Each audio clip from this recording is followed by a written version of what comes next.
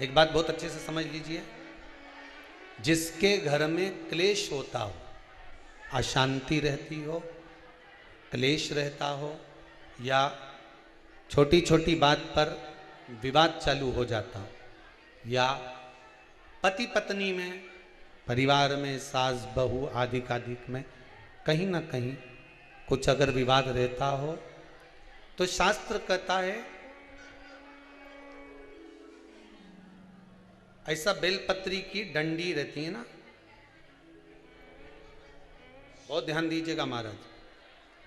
श्राद्ध पक्ष की कथा चल रही है, शिव महापुराण आज विराम की ओर है,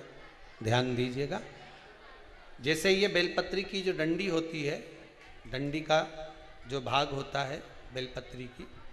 ऐसा बेलपत्री की 7 भाग ले लो, मतलब बेलपत्री 7 ले लीजिए। 7 बेलपत्र लेकर कच्चा जो सूत होता है ना, कच्चा सूत जो जानते हो पेड़ पौधे में माताएं लपेटती हैं, धागा जो होता है ना सफ़ेद कलर का कच्चा धागा, जो बड़ में, पीपल में और आंवला आदि में लपेटा जाता है, कच्चा सूत, उसको शंकर भगवान और माता पार्वती का स्मरण कर कर नंदी के, जो नंदी होता है, नंदी के राइट भाग में, नंदी का एक पांव ऊंचा होता है, आपने देखा होगा आगे का पांव ऊंचा होता है, बैठते समय नंदी का एक पांव ऊंचा है, एक पांव नीचे की ओर जाता है। तो नंदी का जहां पांव ऊंचा है उस ऊंचे पांव के पास में बैठना है। कच्चे सूत पर उस बेलपत्री के जो 7 गुच्छ हैं, 7 जो बेलपत्री के भाग हैं, 7 बेलपत्री हैं, उसको अपना नाम गोत्र स्मरण कर कर उस कच्चे सूत को लपेटना है। महाराज लाल कलर का चंदन उस बेलपत्री के पत्ते में जो अग्रभाग होता है, सबसे आगे का भाग, 7 में लाल चंदन लगाना है। महाराज उस चंदन को लगाकर आप प्रदोष के दिन, प्रदोष काल में शंकर भगवान को समर्पित अगर करते हैं तो जिस घर का गोत्र बोला है उस घर में कभी क्लेश नहीं हो सकता, उस शांति का अनुभव कर, उसमें क्लेश नहीं हो सकता। एक धागा होता है पक्का धागा, एक धागा होता है कच्चा धागा, बहुत ध्यान दीजिएगा महाराज। पक्के धागे से नहीं लपेटना सफेद, कच्चा जो धागा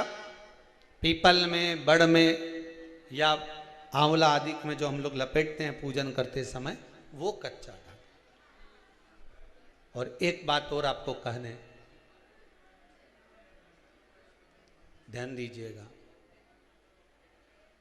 अगर मान लो किसी पति पत्नी का तलाक तक की नौबत हो गई और तलाक नहीं कराना है, आपस में वापिस प्रेम बढ़ जाए, छोरी वापिस घर में रहे, बेटा उसको रखे, बहू रहे, आपस में प्रेम बढ़े, वो भले मायके चली गई हो, वो भले लड़का छोड़कर चले गया हो, अकेली रह रही हो और चाहती है कि मैं पति के साथ रहना है, तलाक नहीं होना चाहिए, हम दोनों में प्रेम रहे, वो संभाले मेरे को भी और मैं भी आदर करूं, वो भी आदर करे।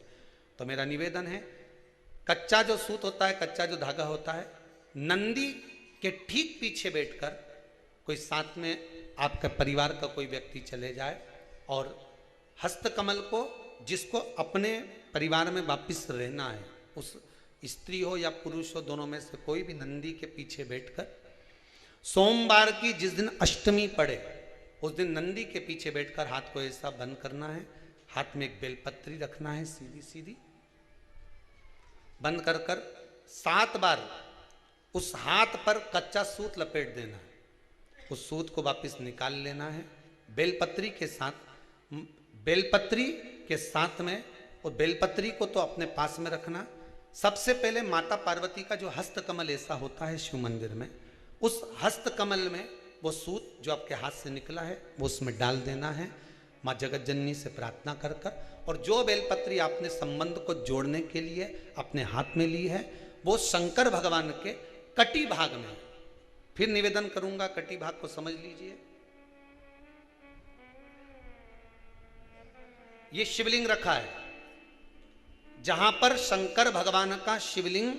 माता पार्वती जी के हस्त कमल पर जो शिवलिंग रखा है, ये भाग कटी भाग कहलाता है। इस जगह पर जहां शंकर और पार्वती का मिलन हुआ है, उस जगह पर उस बेलपत्री को रख देना। महाराज ज्यादा से ज्यादा 3-4 महीने लगते हैं, दोनों में वापिस प्रेम बढ़ जाता है, दोनों एक हो जाते हैं। तलाक तक बात चल भी रही हो तो वो तलाक समाप्त हो जाता है। प्रेम, करुणा, आसक्ति, स्नेह बढ़ जाता है। संबंध टूटने की कतार पर। एक बार माता पार्वती को समर्पित तो करो अपना संबंध कि मां अब तुझे नहीं भाना।